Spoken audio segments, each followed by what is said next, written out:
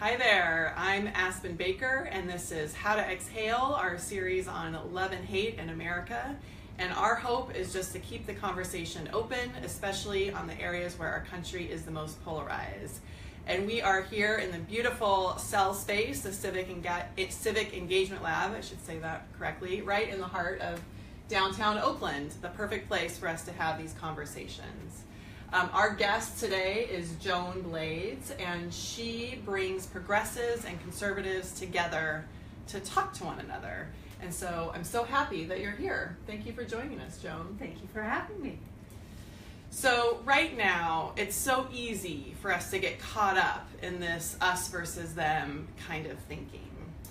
And it's getting normalized and accepted to belittle or label or dehumanize people who are different than us, especially people who have different political beliefs or who have different ideas about where our country should be headed.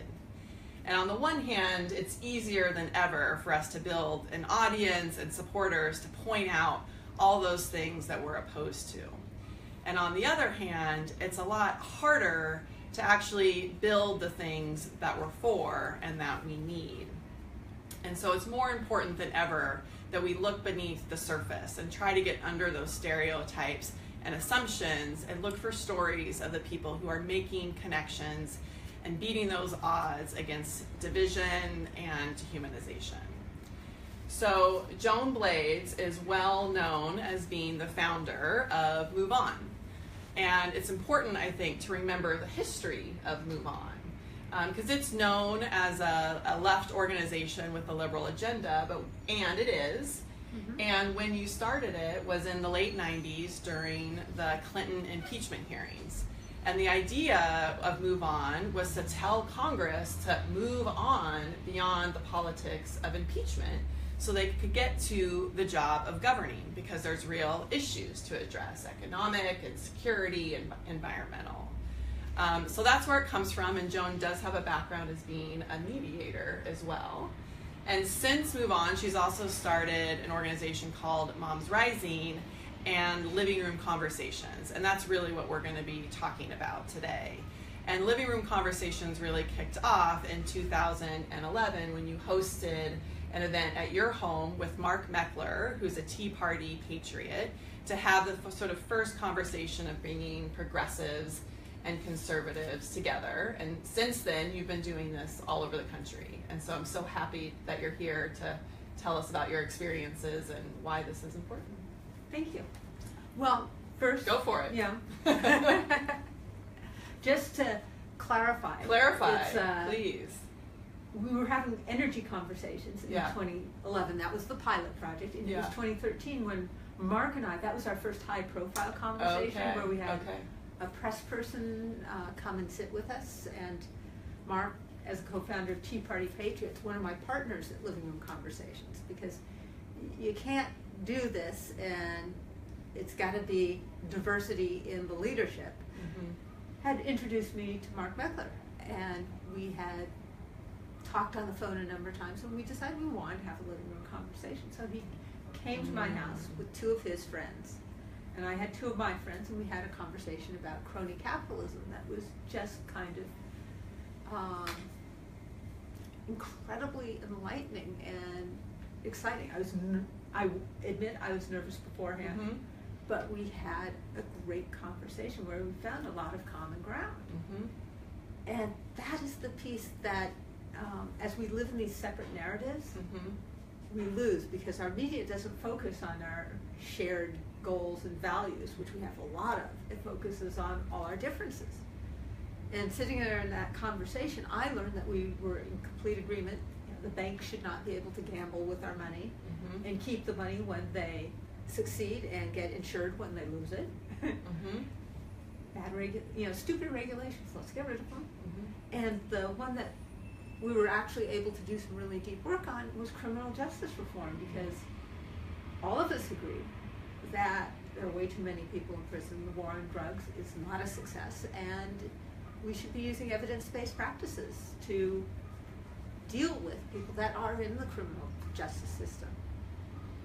And yet, And that call came about because you and Mark Meckler started talking. And how did you meet him? How did that come together? Well, my partner, Ralph, yeah, who tells me he's the second most conservative man in D.C. Okay. introduced me to Mark.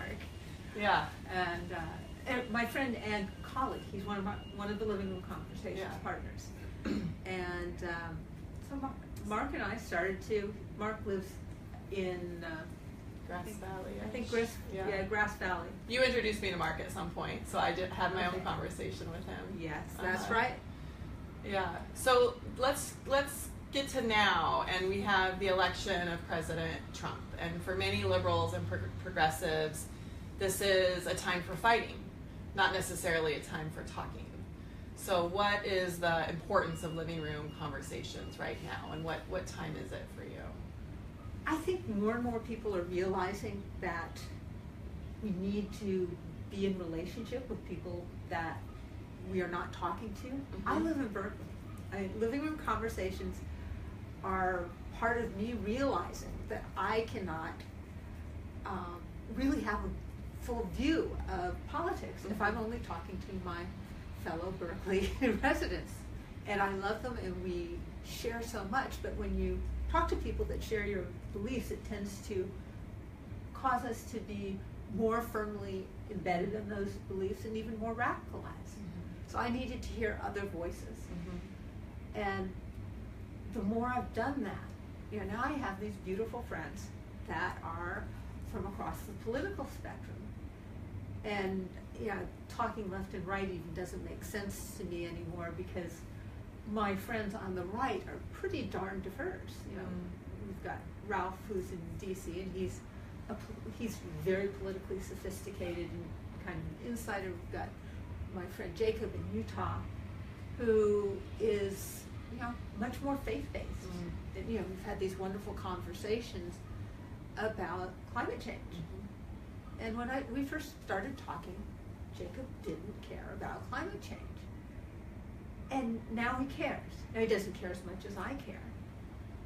But he's softened about it, and he cares some because, one, he cares about me. Mm-hmm. And two, I was able to ask him in a way that was not aggressive. It's like,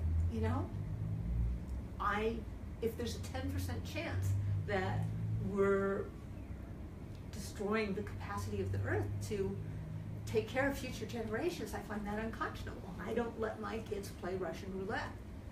And that left him the space to think about that possibility.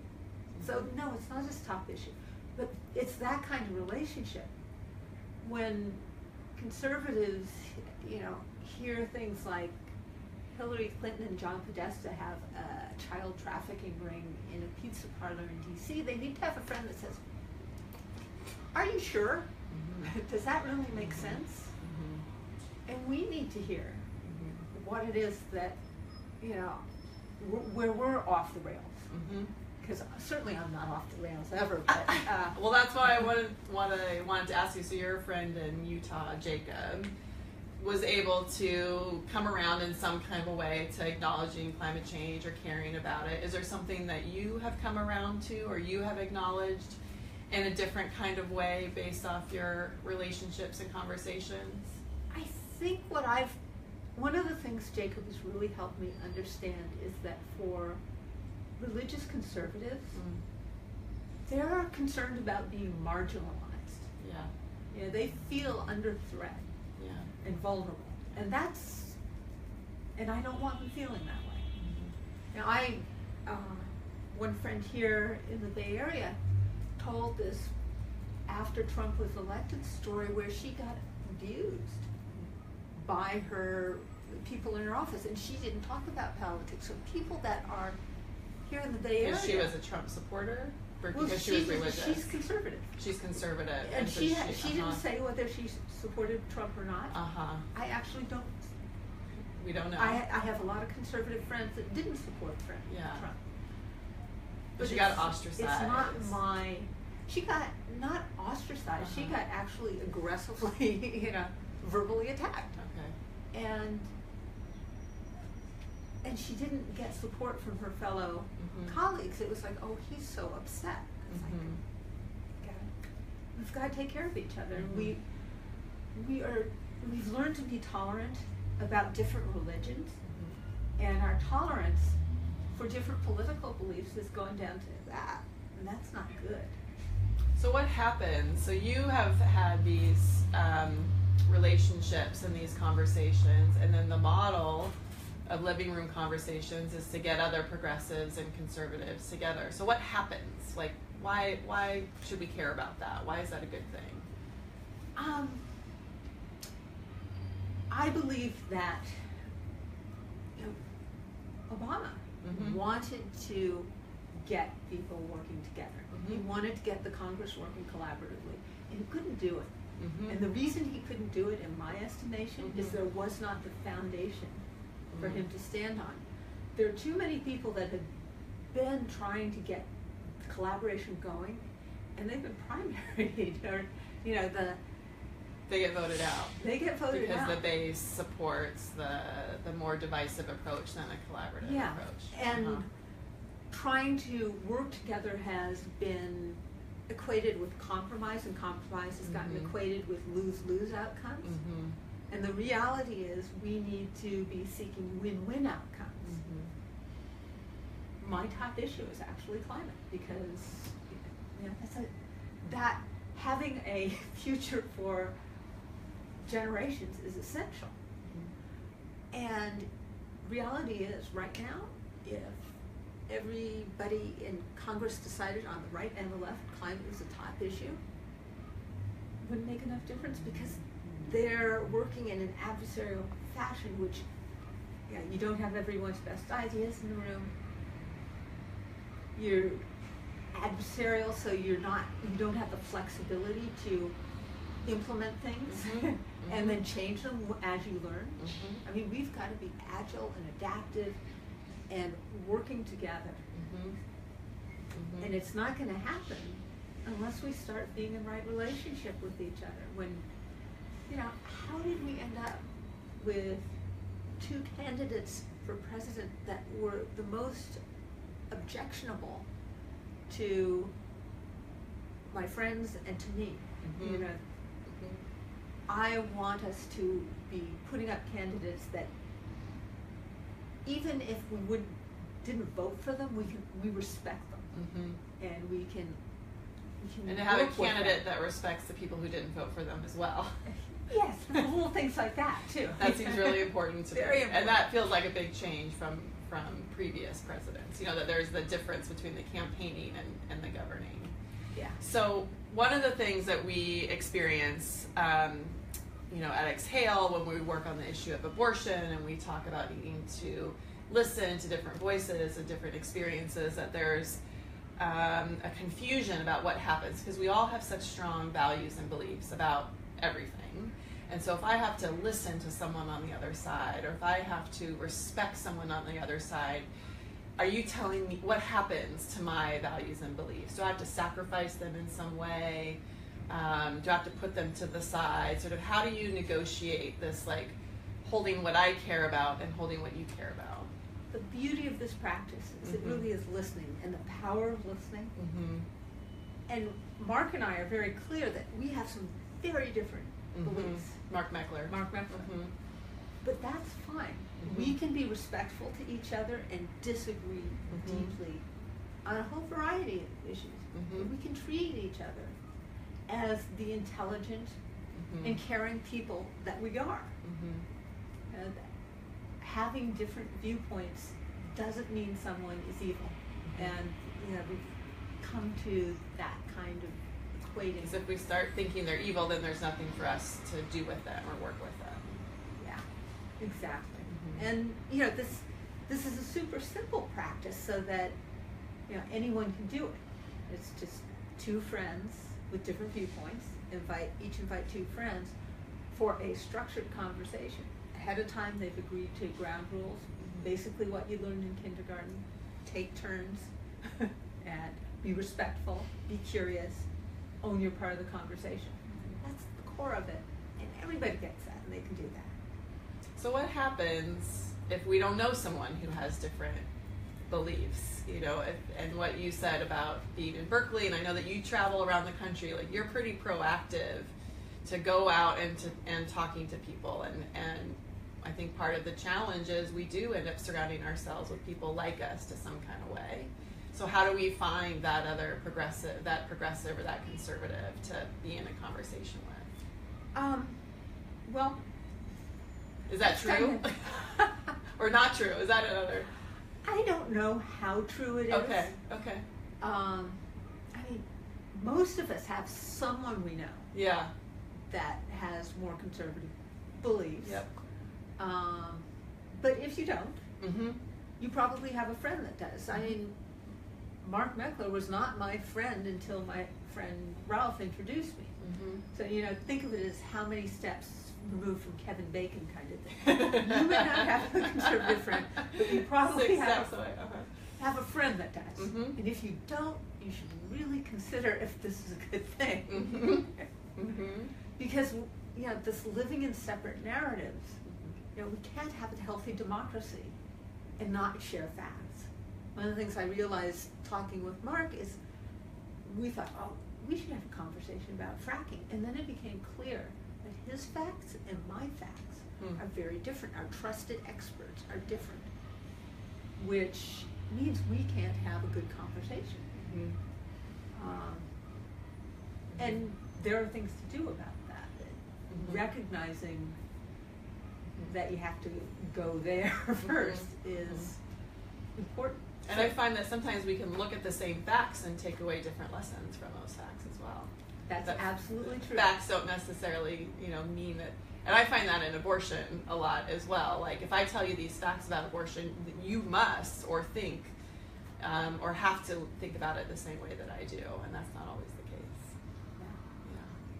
So we're going to have to wrap up. Do you have any words of wisdom or advice, or do you want to tell us about how to get involved in living room conversations? I'm so glad you asked. Good.